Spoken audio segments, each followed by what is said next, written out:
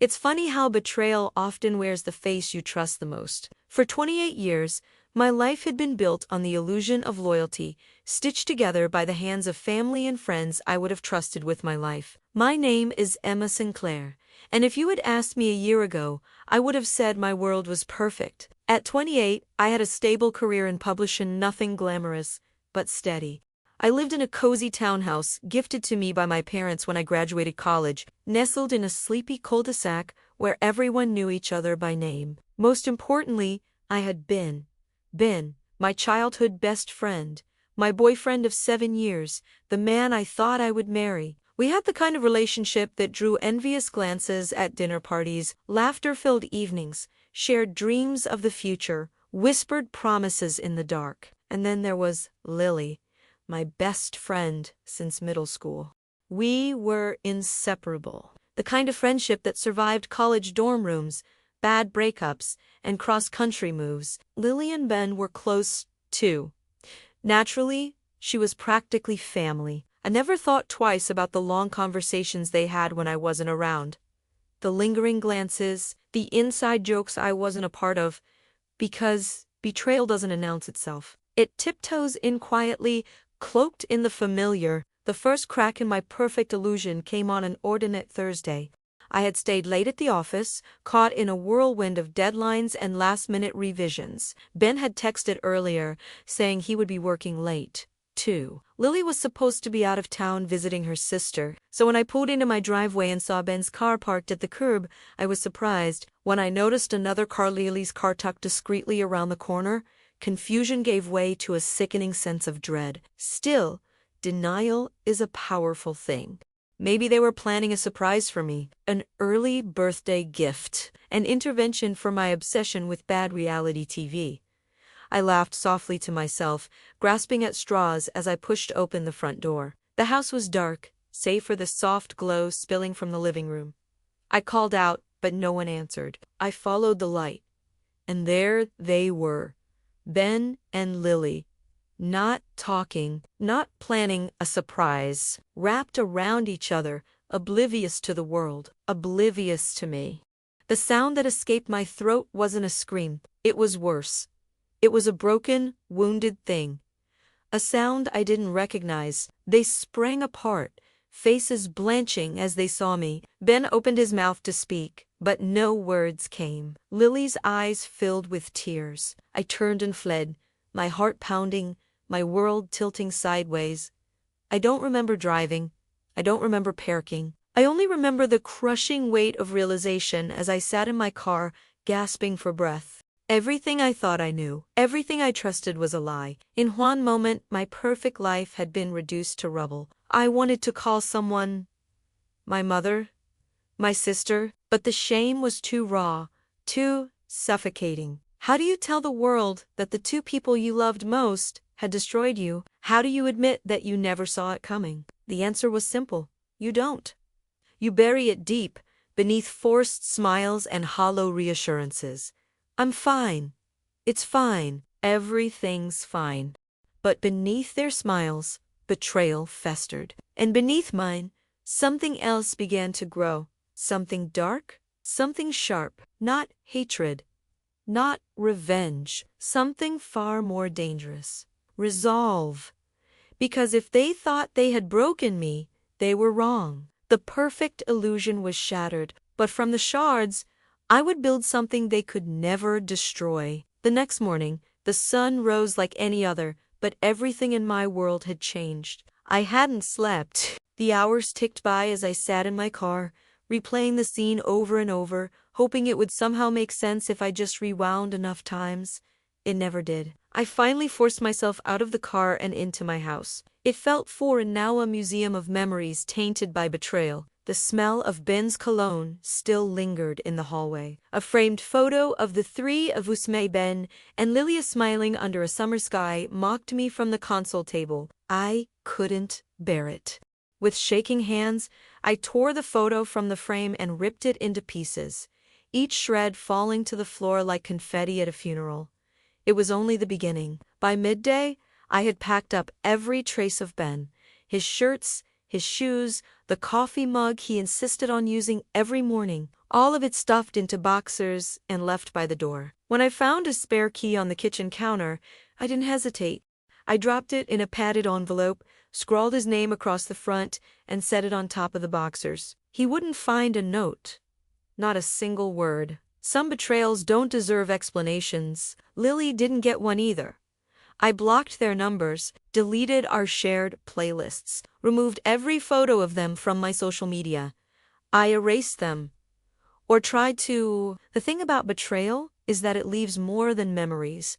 It leaves scars, invisible but deep. The phone rang multiple times that afternoon. I ignored it. But when it buzzed with a call from my sister, I hesitated. Emma, my older sister, was the one person I could never hide from. I answered on the fourth ring. "Hey, she said, her voice warm and familiar. "Hey," I replied, my voice rough from disuse. "Something's wrong." It wasn't a question. Tears pricked at my eyes. "Can you come over?" Already in the car, when she arrived, she didn't say anything. She just pulled me into a hug. I broke down then, the sobs racking my body, the dam finally giving way. She held me through it all. When the storm of grief subsided, she made teeth a way she always had since we were kids. We sat on the couch, the silence between us heavy but comforting. "Ben and Lily," I said finally. Her face hardened. I caught them. Together, she didn't gasp. She didn't ask for details. She just reached over and squeezed my hand. "You didn't deserve that." Simple words, but they anchored me. "I feel stupid," I confessed. "You trusted them." "That's not stupid. That's brave." I hadn't thought of it that way. Bravery? It didn't feel like bravery. It felt like foolishness. But maybe trusting was an act of courage. It took weeks to clear the wreckage they left behind. But little by little, I reclaimed my space. I painted the bedroom walls a fresh, clean white. I bought new sheets, no longer our sheets. I rearranged the living room furniture. Small changes, but they mattered. Each change was a declaration. I am still here. I am still standing. One afternoon, a package arrived. Inside was a journal, a leather-bound, deep burgundy journal. No note, no sender listed. I opened it to the first page. In neat, careful handwriting was a single sentence. "Write your way out." Tears blurred my vision. I knew who it was from. Emma.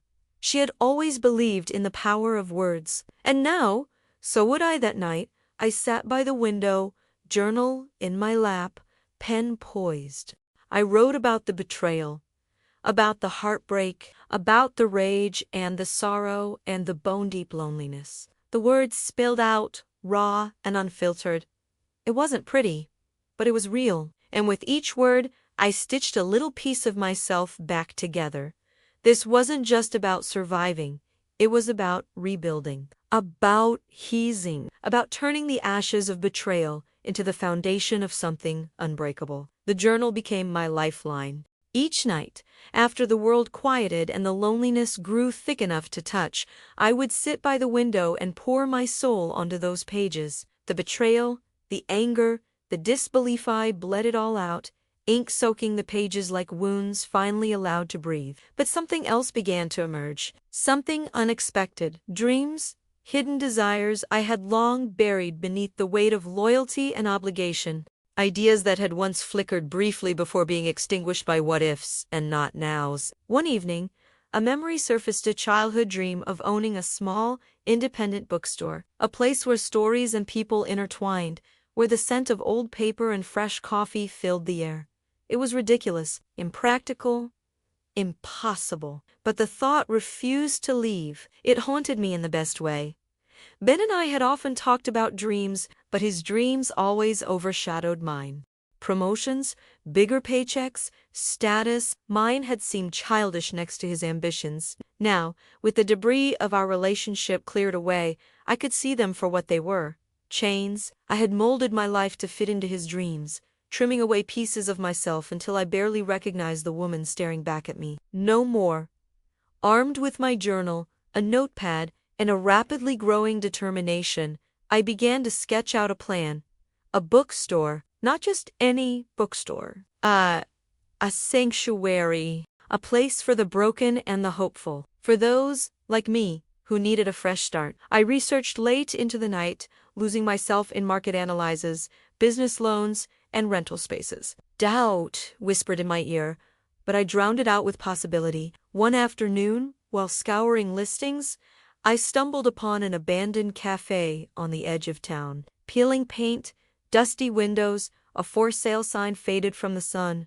Most would have seen a ruin. I saw potential. It was affordable barely. With a small inheritance from my grandparents and what little savings I had left, it was within reach.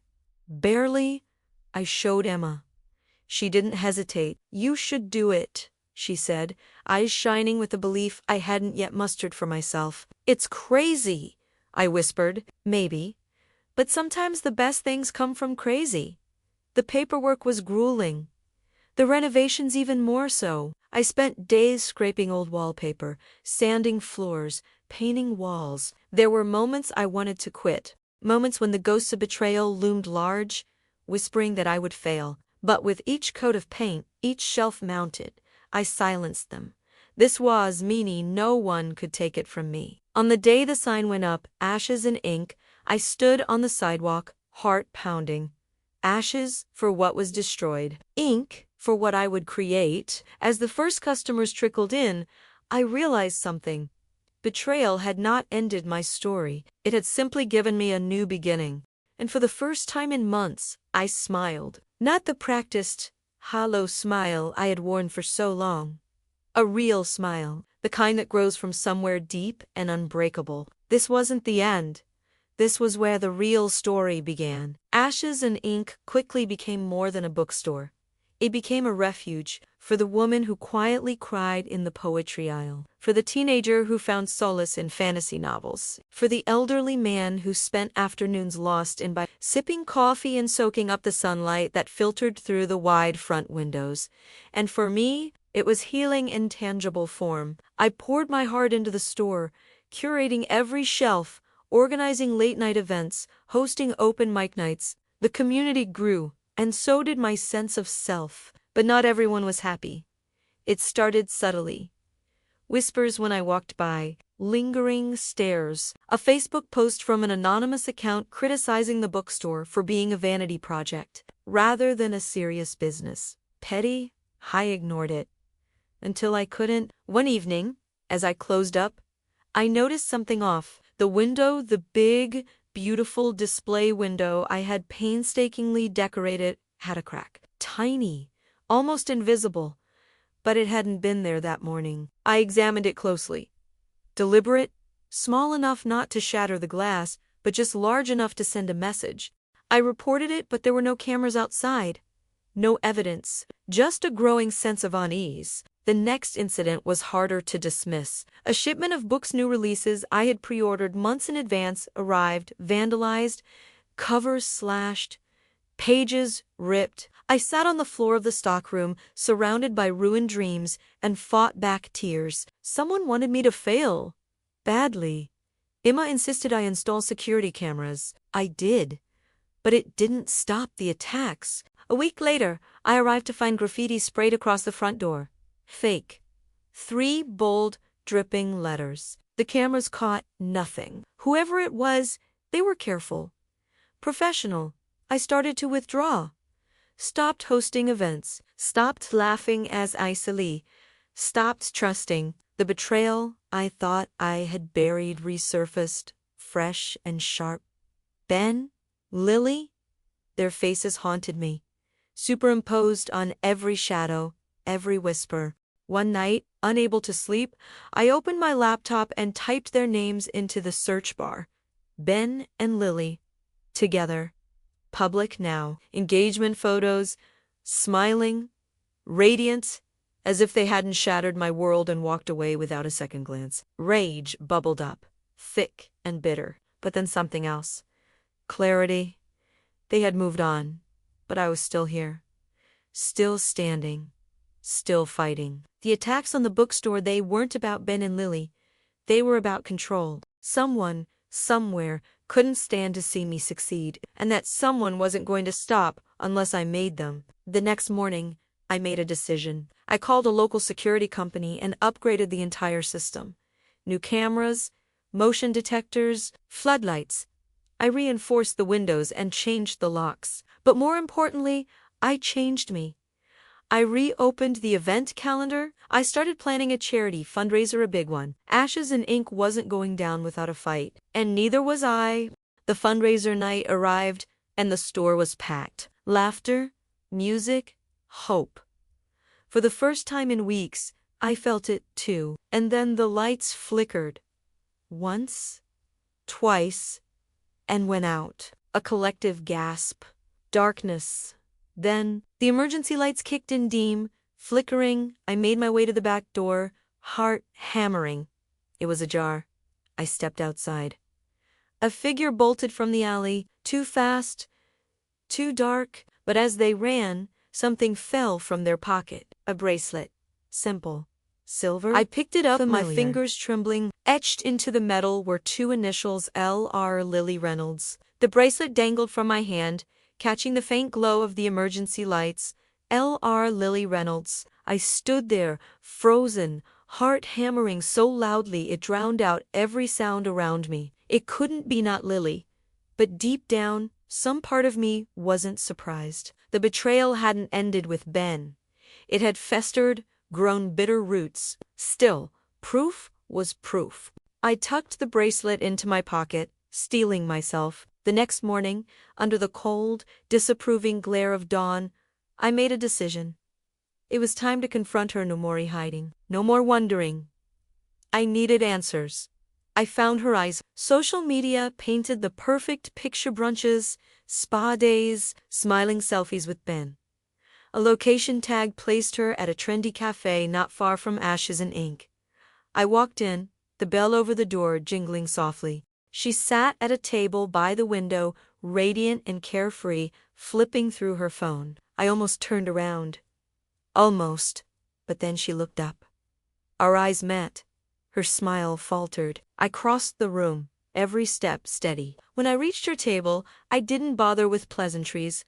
I placed the bracelet in front of her. She stared at it, silent. I sat down. You dropped something, I said. Her hand trembled as she reached for it, then stopped. Emma, why? It came out harsher than I intended. She flinched. You wouldn't understand. Try me. She swallowed hard. You always had everything. The perfect house, the perfect career, the perfect life. I blinked. I didn't have Ben, she added, bitterness dripping from every word. I stared at her, stunned. So you destroyed my life because you wanted it? She shook her head. It wasn't supposed to be like this. Then what was it supposed to be, Lily? Her eyes glistened. I just wanted a piece of what you had. My laugh was hollow. You didn't take a piece. You tried to take all of it. And yet, she said, voice low, you're still standing. The cafe buzzed around us, oblivious. Why attack the bookstore? Her face hardened. Because it's not fair. You shouldn't get to win. As if survival was winning. As if clawing my way out of betrayal was something to resent. I stood up. You're right, I said. It's not fair. Her shoulders sagged in relief. But it's not fair to you, I continued. Because you're stuck, Lily. Stuck in bitterness, in jealousy, in your own lies. I leaned closer, and I'm free.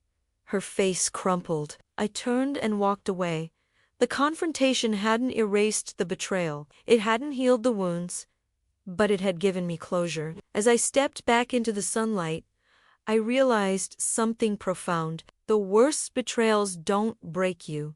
They reveal you. And in the ruins, you find out what you're really made of. Ashes and Ink was mine. My story wasn't over. It was just beginning. The days that followed were unexpectedly peaceful. Lily didn't try to contact me. Ben didn't either. It was as if, once exposed, they simply evaporated from my life.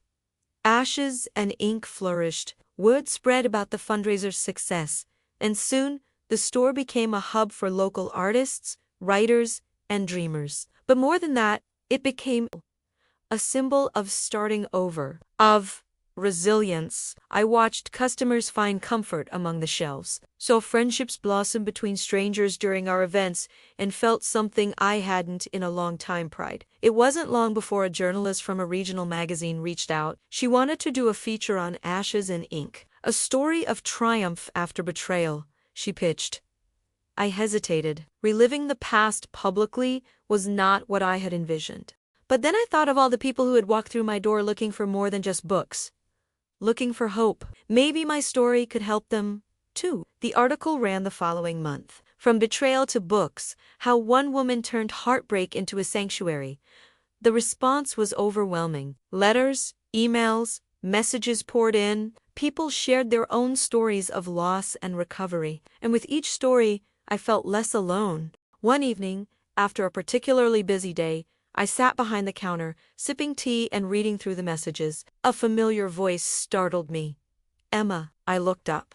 Ben. Older. Tired. Less sure of himself. He stood awkwardly, a bouquet of wilting flowers in hand. I raised an eyebrow. "What are you doing here, Ben?" He shuffled, looking anywhere but at me.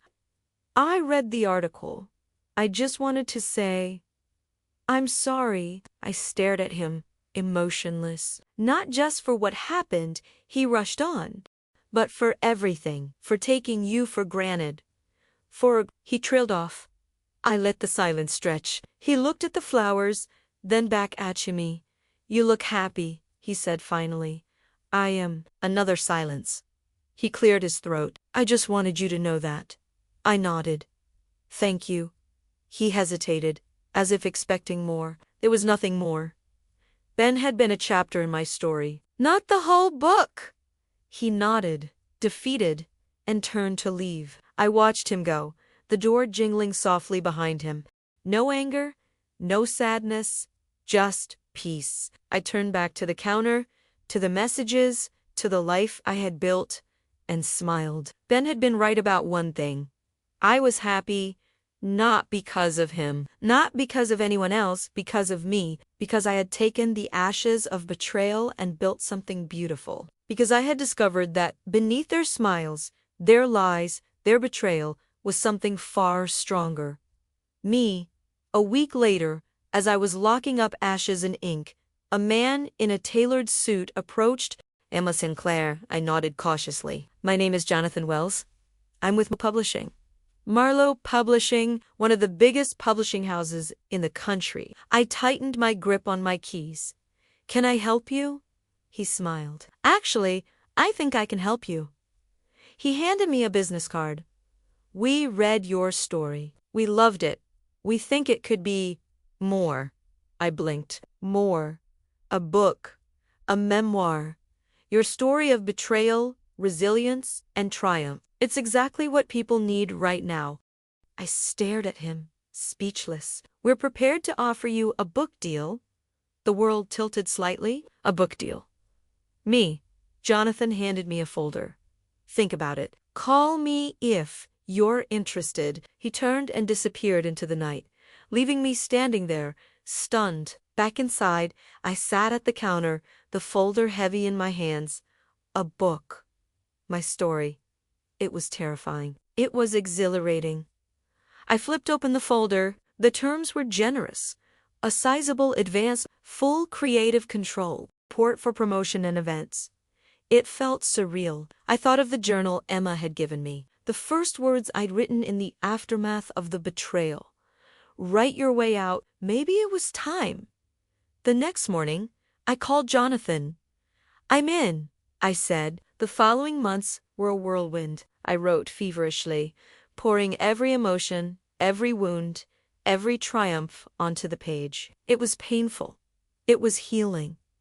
The book took shape, raw and honest. When I turned in the manuscript, Jonathan called. "It's powerful," he said. "It's going to change lives." The cover design was simple: Ashes and Ink. The title wasn't just about the bookstore anymore. It was about my life. From the ashes, I had written my truth. And now, it would belong to the world. Launch day arrived faster than I expected. Ashes and Ink was buzzing with excitement. The event had been publicized through local news outlets, and social media was ablaze with anticipation. Customers streamed in, clutching their copies of the book, waiting to have them signed. I sat at a small table near the window, the same window where I had once sat in broken silence, unsure if I could rebuild. Now, the sunlight filtered in like a blessing. I signed book after book, each name, each smile, a small testament to the journey I'd endured. Some readers leaned in, whispering words of encouragement. "Your story gave me the strength to leave a toxic relationship. You made me believe in second chances. Thank you for being brave enough to share." Each confession was a balm, soothing wounds I hadn't realized still ached. And then, as the line thinned, I saw her. Lily. She stood at the back, clutching a copy of the book, her face unreadable. Our eyes met. The room seemed to shrink, the noise fading into a dull hum. Slowly, she made her way to the table. When she reached me, she didn't speak. She simply placed the book in front of me. I opened it, pen poised. "To Lily," I wrote, "may you find peace." I slid the book back to her. She looked down at the inscription, her hands trembling. When she looked up, there were tears in her eyes. But she said nothing. She turned and walked away. Disappearing into the crowd, I exhaled slowly. Closure. Not with anger. Not with bitterness. With grace. The line continued. Among the faces, I spotted another Ben. But this time, he didn't approach. He stood by the door, watching. After a moment, he made a small, almost imperceptible gesture and left. I smiled. This story wasn't about them anymore. It was about me. It was about everyone who had ever been broken and had the courage to piece themselves back together. Later that evening, after the last book was signed and the last guest had left, I sat alone in the store. The lights dimmed. The quiet settled around me like a familiar friend. I picked up a copy of Ashes and Ink and flipped to the dedication page. "To those who found strength in their scars. This is for you." Tears blurred my vision, but I didn't wipe them away. They weren't tears of sorrow. They were tears of triumph. I closed the book and leaned back in my chair. The betrayal had nearly broken me, but it had also remade me. Beneath their smiles, I had found my strength. And this was only the beginning. The weeks following the book launch were a blur of interviews, speaking engagements, and book signings. Each new face, each new voice, reaffirmed the power of the story I had shared. But with success came pressure. Magazine covers, morning talk shows, even an invitation to deliver a keynote at a major women's empowerment conference. It was overwhelming. I still felt like Emma Sinclair from Ashes and Ink, not Emma Sinclair, public figure. One evening, after a particularly grueling day of press appearances, I found myself back at the bookstore. The quiet welcomed me like an old friend. I sat on the floor between the shelves, the familiar scent of books and coffee grounding me. My phone buzzed. "Jonathan." "Emma, you won't believe this." "What?" "Your book's been shortlisted for a major literary award." I blinked. "You're serious?" "Dead serious. Congratulations." After we hung up, I stared at the phone. It felt surreal. Recognition? Validation? But even more than that, it felt like freedom. I had once believed betrayal would define me. Now, I realized it had refined me. The awards ceremony was a glittering affair. I wore a simple, elegant dress, black, understated, powerful. When they announced Ashes and Ink as the winner, I barely heard it. Applause thundered around me as I walked to the stage. The lights were blinding, the crowd a blur. I took the microphone with shaken hands. "This isn't just my story," I began, voice steady. "It's the story of everyone who's ever been broken and found the strength to rebuild." I paused, scanning the audience. Betrayal doesn't define you. It refines you. It reveals who you truly are. Marty applause, flashes of cameras. Later, at the reception, people lined up to congratulate me. Among them was a woman with silver hair and kind eyes. "Your story saved my life," she whispered. I hugged her, tears prickling my eyes. It wasn't just about me anymore. It was bigger. It was about resilience, about hope, about rewriting the narrative. As the evening wound down, I stepped out onto a balcony. The city lights stretched out before me, endless and glittering. A hand touched my arm. I turned. Emma. My sister. She smiled. Proud doesn't even begin to cover it, she said. I smiled back. Couldn't have done it without you. She shrugged, playful. You did the hard part. We stood there in comfortable silence, the night air cool against our skin. A new chapter had begun, and for the first time, it wasn't defined by betrayal or loss. It was defined by choice, by strength, by hope. And it was only the beginning. With recognition came new challenges. The more my name appeared on headlines and book covers, the more the scrutiny. I wasn't just Emma from Ashes and Ink anymore. Was Emma Sinclair, the poster woman for resilience? Expectations grew.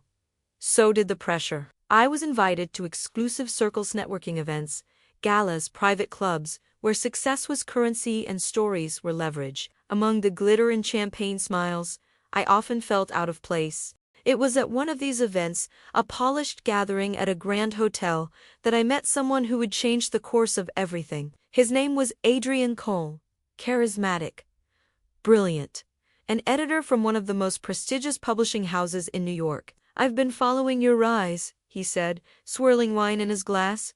Impressive. I smiled politely. Thank you, but there's more in you, isn't there? He continued. More stories, bigger stories. I stiffened. I'm just getting started, I replied. He leaned closer. Think about it, Emma.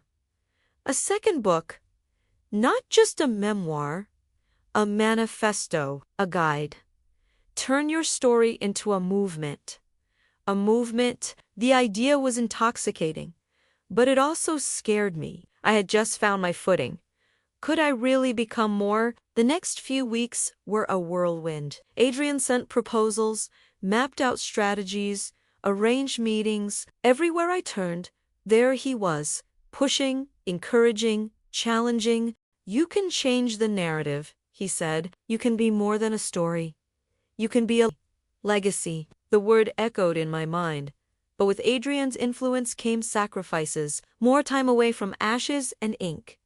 More interviews, more pressure. The bookstore staff began to notice my absence. The community that once saw me as a beacon now whispered about my success changing me. Late one night, sitting alone in my empty apartment, I stared at the manuscript for the second book. The words felt hollow, manufactured. Not the raw, honest truth that had saved me before. I thought of Ashes and Ink, of the quiet evenings, the smell of coffee, the whispered conversations between the shelves. I thought of the girl who had sat in the rubble of her life and dared to dream again, and I realized I was losing her. Success, it seemed, carried its own brand of betrayal. But this Chimi, the betrayer, wasn't someone else. It was me. I sat there in the dim light of my apartment, the second manuscript staring back at me. On paper, it was everything Adrian had promised. Sharp, marketable, inspirational. But it wasn't. The hell me. The me who had spilled ink from a wounded heart, who had built Ashes and Ink from the ground up with calloused hands and sleepless nights. Adrian's voice echoed in my mind. You can be a legacy. But what was the cost? I closed the laptop. For the first time in months, I felt a flicker of certainty. The next morning, I called Adrian. He answered on the first ring. Emma, have you thought about? I have, I interrupted. And I took a breath. I'm not writing the second book. Silence. A heavy, stunned silence. You're making a mistake, he said finally. Maybe? But it's mine to make. I ended the call before he could argue. The weight on my chest lifted. That evening, I returned to Ashes and Ink. The smell of old books and fresh coffee welcomed me home. Customers milled about, familiar faces smiling warmly. Emma stood behind the counter, her eyes lighting up when she saw me. Thought we lost you to the big city, she teased. I smiled. Not a chance. I picked up a broom and started sweeping, the rhythmic motion grounding me. No cameras, no lights, no pretense, just me. Just home. As I moved among the aisles, I found a young woman sitting cross-legged on the floor, a copy of Ashes and Ink in her lap. She looked up, startled. "Sorry," she said. "I didn't mean to." "You're fine," I assured her. She hesitated, then blurted out, "Your book changed my life." I sat down beside her. "Tell me about it." She smiled, shy and sincere, and she told me stories poured out of her pain, hope, triumph. And I listened, really listened. Because that's what Ashes and Ink was always meant to be. Not a launchpad, not a brand, a haven, a sanctuary, a place where stories and people were safe. In that moment, I knew I had made the right choice. I wasn't a legacy, I was a lighthouse, standing tall, steady, unmoved by the storms. And that was enough. Life, Ashes and Ink, settled into a peaceful rhythm. The store thrived, not because of fame, but because of authenticity. I hosted small readings, cozy discussions, and welcomed the lost and found alike. For the first time in a long time, I felt whole. But peace has a way of inviting ghosts. It started with a letter, an old-fashioned envelope, no return address. Inside was a single sheet of paper, the words typed in a familiar, mechanical font. "You think you're safe now? Think again." No signature, no hint of who had sent it. My stomach twisted. Old fears clawed their way back. I tried to dismiss it. A prank, a coincidence, but a week later, another letter arrived. "Ashes can still burn." I showed the letters to Emma. She frowned. "Do you think it's Ben? Or Lily?" I whispered. "Or someone else entirely." We installed cameras, changed passwords, alerted the police. But the sense of violation lingered. One night, long after the store had closed, I heard a noise, a soft scrape against the back door. I crept closer, heart hammering. Through the peephole, I saw a shadow retreating into the darkness. The next morning, spray painted across the back wall, in angry red letters, "Truth hurts." I scrubbed at the paint until my arms ached. Whoever it was, they wanted me afraid, wanted me silent. But I wasn't that woman anymore. I called a security company, upgraded the system again. I hosted an event that night, packed house, laughing, clapping, sharing, refusing to let fear win. As I stood on the small stage, reading aloud from Ashes and Ink, I scanned the crowd. Faces familiar and new, hopeful. But in the very back, near the exit, a figure stood alone. Watching, I couldn't make out their face, but some instinct honed from past wounds told me they were the source. I kept reading, kept smiling, because I knew something they didn't. Betrayal had taught me to fight. Pain had taught me to endure, and Ashes and Ink had taught me that some battles are won not by force, but by refusing to fall. When the event ended and the lights came up, the figure was gone, but their absence didn't leave a void. It left a challenge, one I was ready to face, because beneath their smiles, their threats, their cowardice, I had found something unbreakable. Me. The following weeks were a delicate balance of normalcy and unease. Ashes and Ink remained a beacon, but beneath the surface, I was on edge. The figure at the back of the room haunted me. The anonymous letters stopped, but the silence they left behind was louder. I tried to shake the paranoia, to focus on the community I'd built, but the shadow lingered. Then, late one evening, it escalated.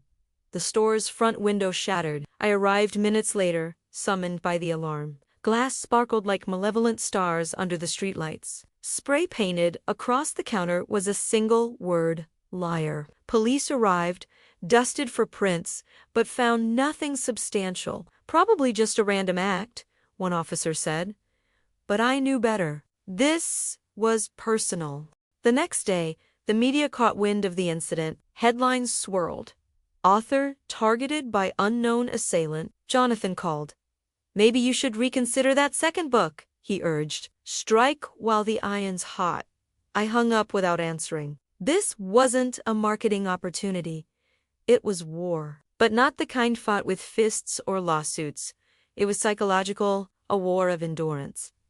and I was no stranger to endurance. We repaired the window, repainted the counter, reopened the store. Each customer who walked through the door was a small victory. Each story shared between the shelves, a rebellion. Still, the shadow loomed. Emma suggested hiring a private investigator. "If you won't fight back," she said, "at least protect yourself." I agreed. The investigator's name was Grace. Sharp, efficient, no nonsense. She reviewed the footage, the letters, the vandalism. "This isn't random," she confirmed. "It's targeted. Someone wants to rattle you." "They're doing a good job," I admitted. "But you're still standing," she said, eyes gleaming. She was right. Grace dug deep. Background checks, surveillance, connections, and slowly a pattern emerged. Phone records linked to an unregistered number, a shadowy figure spotted near the store multiple times. Then, a breakthrough, a name. One I hadn't thought about in years. Mason Carter, a former friend. One I had distanced myself from after uncovering shady dealings during my corporate life, the life I left behind to build Ashes and Ink. Someone I had exposed, someone who had lost everything because of me.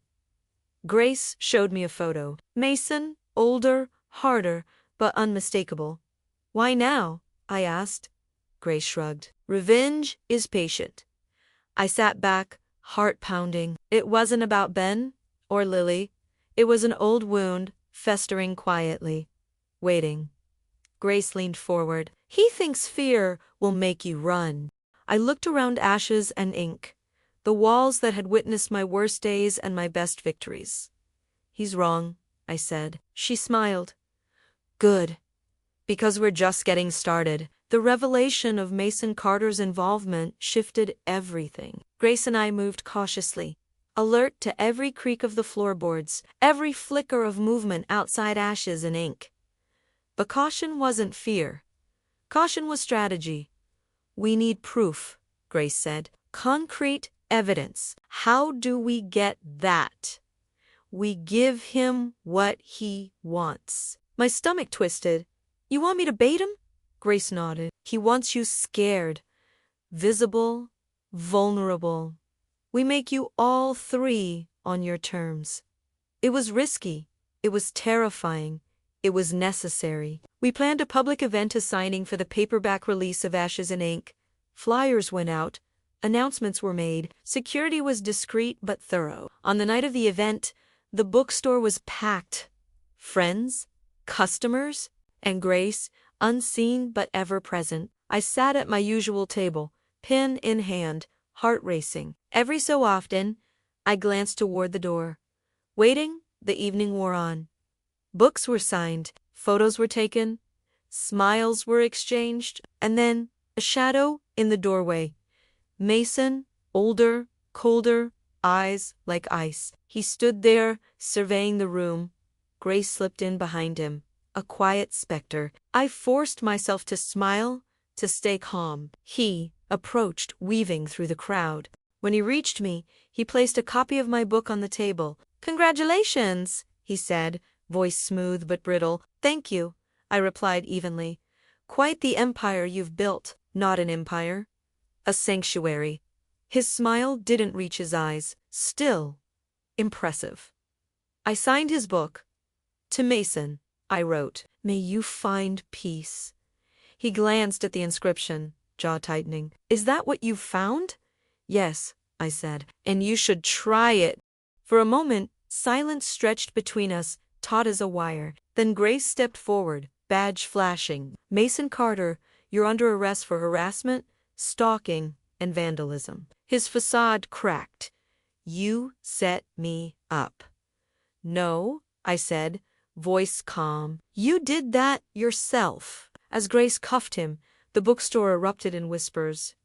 Mason was led away, his glare burning into me, but I didn't flinch. I turned back to the table, to the people who mattered, to the sanctuary we had built, to the life I had reclaimed. Grace returned after escorting Mason to the patrol car.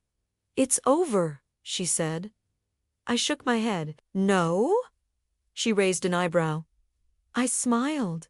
It's just beginning. The crowd thinned. The lights dimmed, and as I locked up ashes and ink for the night, I felt lighter, freer. The past no longer had claws in me. Betrayal had taught me to fight. Pain had taught me to endure. But rebuilding? That had taught me something even greater. To thrive. Weeks passed. Mason Carter's trial was swift. With the evidence Grace had collected, his conviction was inevitable. The community that had stood by ashes and ink rallied even harder, filling the bookstore to capacity every weekend. But beyond the victory, beyond the headlines and whispers, I found something else. Peace. One afternoon, as sunlight streamed through the wide windows, Emma approached me with an envelope. "This came for you." I opened it, expecting another formality. Instead, it was an invitation. A university wanted me to speak at their commencement. Their theme, resilience. I laughed, the sound light and free. "Looks like they want me to tell my story," I said.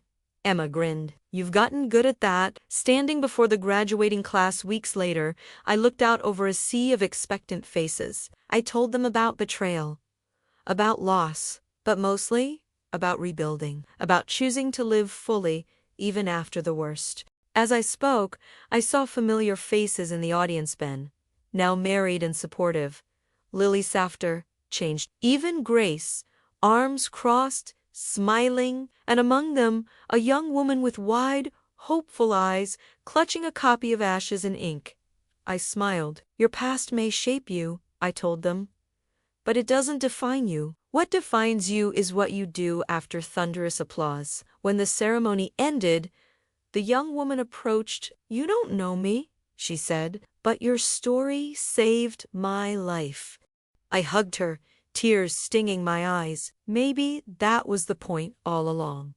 Not fame, not revenge, but hope. Ashes and Ink continued to thrive, not just as a bookstore, as a sanctuary, a lighthouse, a testament to what could be rebuilt from ruins. And every time a new customer walked through the door, I remembered, betrayal broke me, but resilience remade me. And that was a story worth telling. The end.